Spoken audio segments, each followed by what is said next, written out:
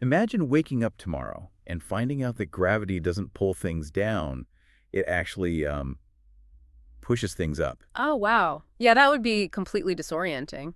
Right. And worse, you realize that every building, every bridge, like every airplane we have ever engineered was built on a complete fundamental misunderstanding of physics. So we've basically just been compensating for it, fighting against the natural grain of the universe this whole time. Exactly. Exhausting ourselves in the process. I mean, that would mean every assumption you have about how to move through the world is fundamentally inverted. You would literally have to relearn how to take a single step. You really would. And welcome to today's deep dive, because we are tackling a source document that demands that exact level of profound structural disorientation. Yeah, it is quite the text. It is. We're unpacking a highly provocative text today called The Primordial Logic of Feminine Sovereignty: Why Women Lead and Men Follow by Nature. Just from the title, you can tell it doesn't hold back. No, not at all.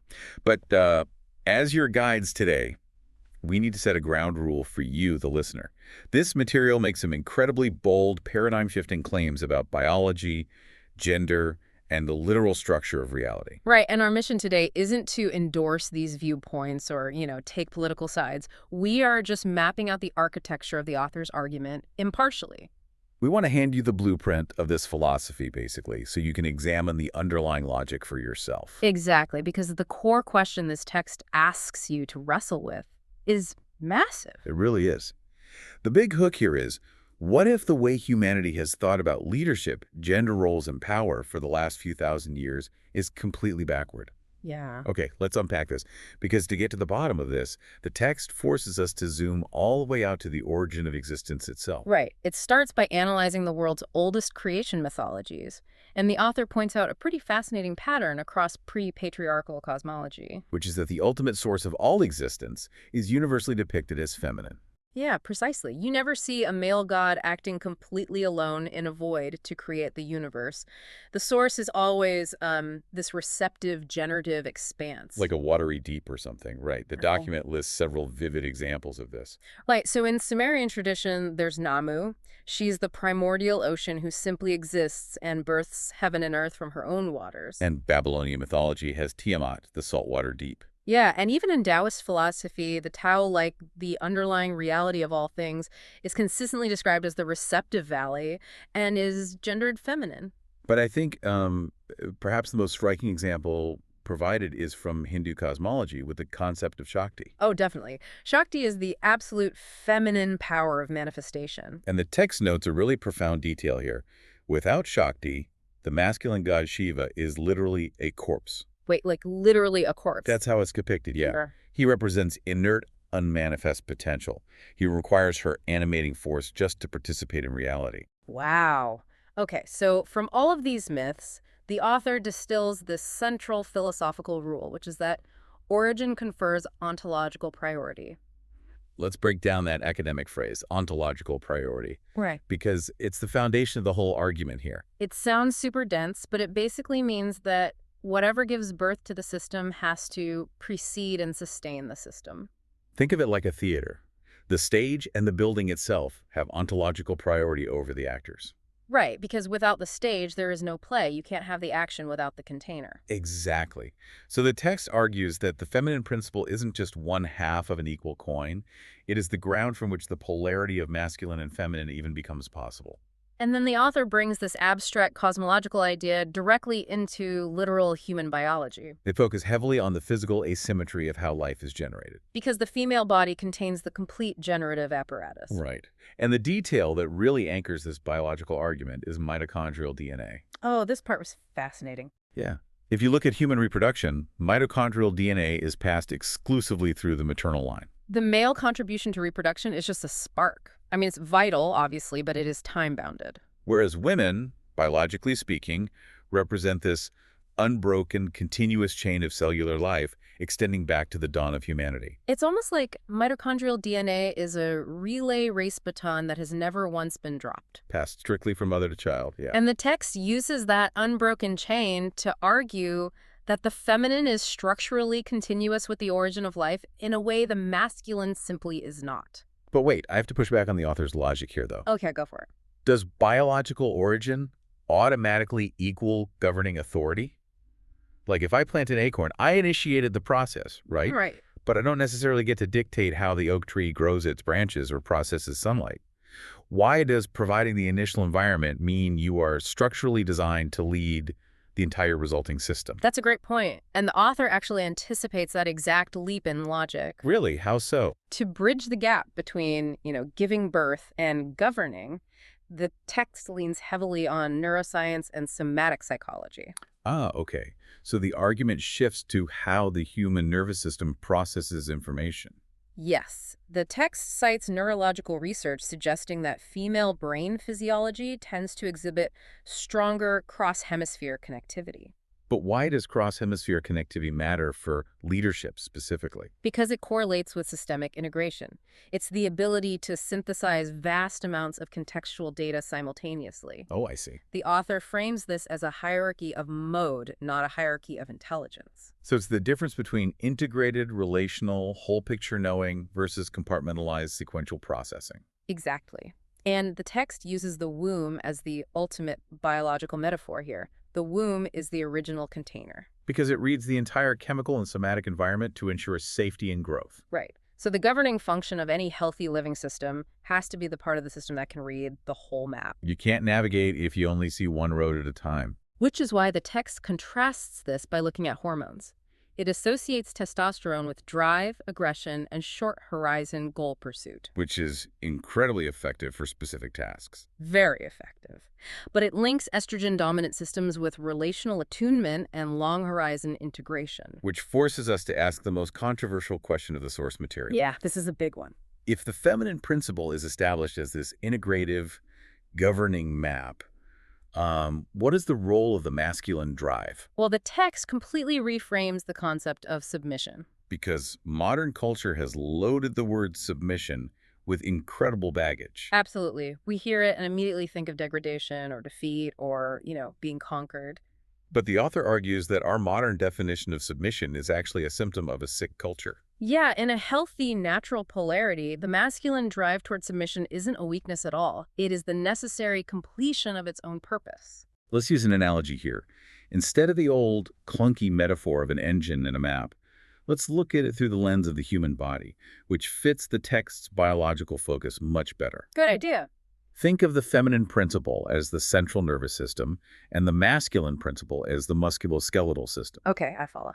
The muscles are powerful, dynamic, and capable of immense kinetic force. But if the muscles start firing without taking direction from the nervous system, you don't get meaningful action. You get a seizure. Right, you get a seizure. Yeah. The muscles don't degrade themselves by taking orders from the nervous system. They actually fulfill their ultimate potential. And what's fascinating here is the text provides amazing cultural and historical evidence to back up this bodily dynamic. Like what? Well, look at indigenous male initiation rites. Dominant culture assumes becoming a man is about learning to conquer. Right, dominating the environment or other people. But in many traditional societies, a young man's initiation is explicitly about learning to serve the community and honor the feminine mysteries of the earth. So he has to demonstrate his worthiness to be received by the collective through discipline and service, not domination. Exactly. And Western psychology mirrors this too. The text heavily references Carl Jung's concept of the anima. Ah, yes. Jung proposed that every masculine psyche contains a feminine interior, the anima, which acts as his compass for meaning. Right, and a man's psychological maturity requires him to integrate and essentially submit to this inner feminine guidance. Without it, he becomes rigid and lost. So the author suggests that when a man insists on domination as his natural state, he's actually fighting his own underlying nature. Yeah. Patriarchy isn't natural masculinity. It is masculine energy severed from its governing source, thrashing blindly. According to the text, it's almost as if the masculine energy is a powerful, high-performance engine, but the feminine principle is the steering wheel and the map. The engine doesn't diminish itself by following the map. It actually fulfills its purpose. That's a perfect way to put it. Having established this dynamic where the nervous system guides the muscles, the text then details exactly how this feminine navigation works. Right, like what makes this guidance so accurate in the first place? The author calls this somatic epistemology. Which translates to body knowing, right? Yeah, body knowing. It is the concept that the body perceives reality far faster and more accurately than the analytic mind. And the text brings in cardiological research here. noting that the heart generates an electromagnetic field much larger than the brain's. This field actually synchronizes with the nervous systems of people around you before any words are even spoken.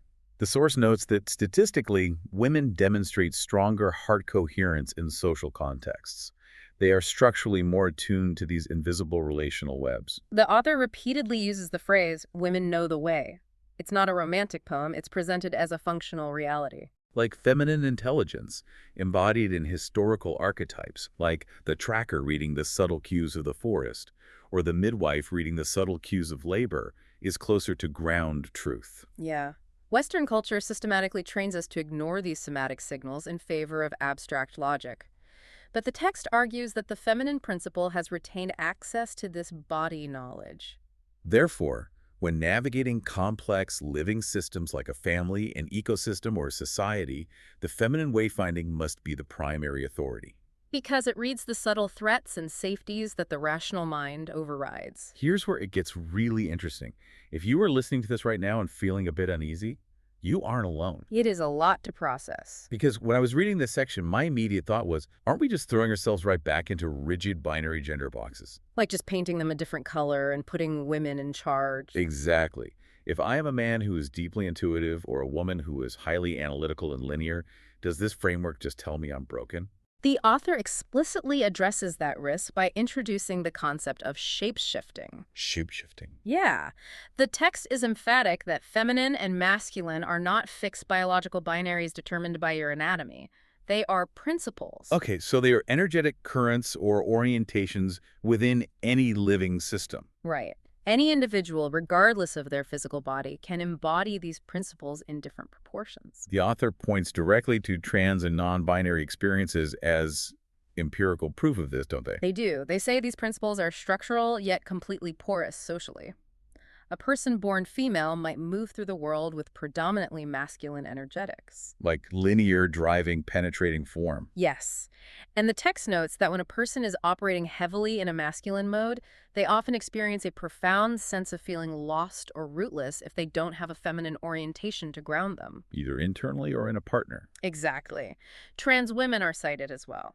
Many describe their transition not just as a social adjustment, but as a deep structural homecoming in femininity.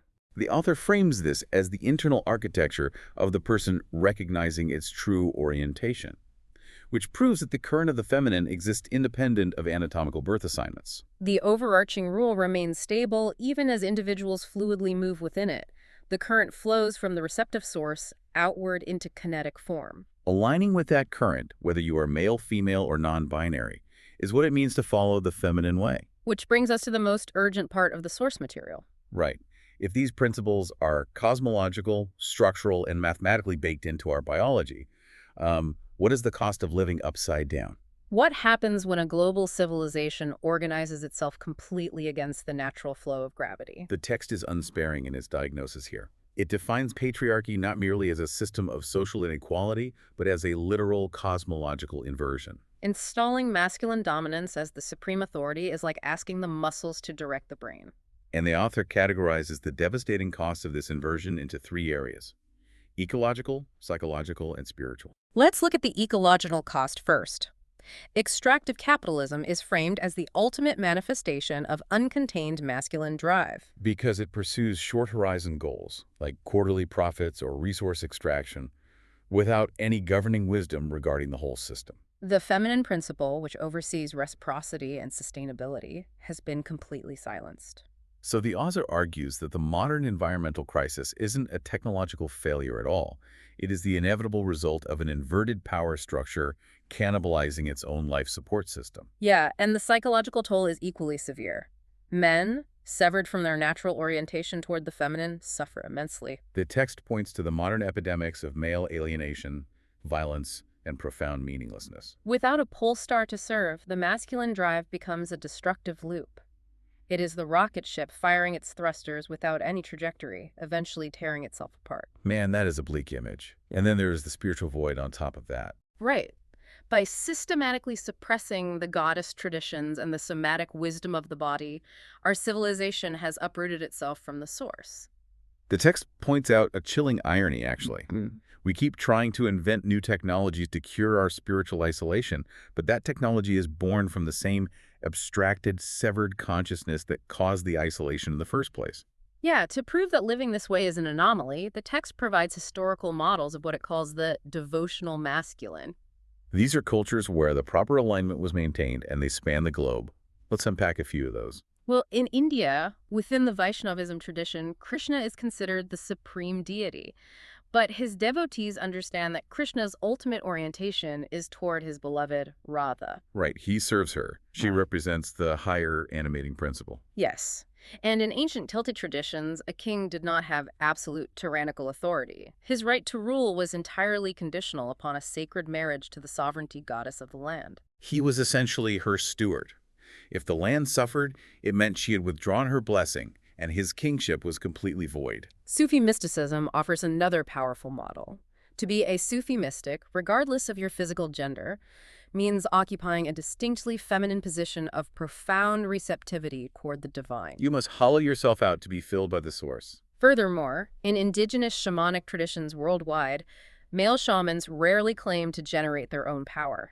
They frequently work under the strict guidance of feminine spirit mothers. They borrow power. They do not own it. Yeah. So what does this all mean for the listener? How does all of this abstract cosmology and ancient history translate into the reality of everyday life? Let's take a practical example from the text regarding modern relationships.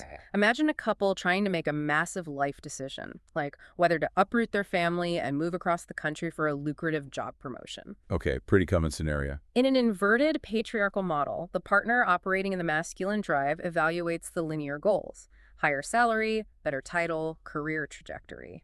And because that drive is considered the supreme authority, the decision is made based on those metrics alone. But according to the text, a sustainable partnership treats the feminine principle's somatic wisdom as the directional authority. So the partner holding the feminine orientation isn't just looking at the bank account. They are feeling into the relational web. Exactly. How will the nervous systems of the children handle the disruption? What is the unseen cost of leaving the community support system? Will this move actually nourish the family's root system, or just build a taller, more fragile canopy? The text argues that the system only remains healthy if the linear drive yields to that holistic relational map. The author bolsters this practical application by pointing to anthropological studies of matrilineal societies too, like the Mosuo. Yes, those societies consistently demonstrate higher social cohesion and dramatically lower rates of violence. Because the grandmother or matriarch isn't the center of the community because she operates like a dictator.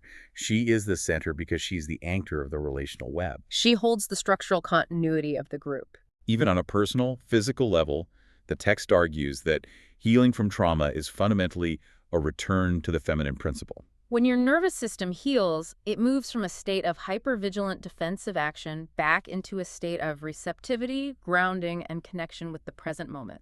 Your body is quite literally trying to return to its source orientation. To synthesize the immense scope of this document, the author is basically claiming that following the lead of the feminine isn't a modern political mandate or a trendy social construction. It is a return to objective coherence. Yeah.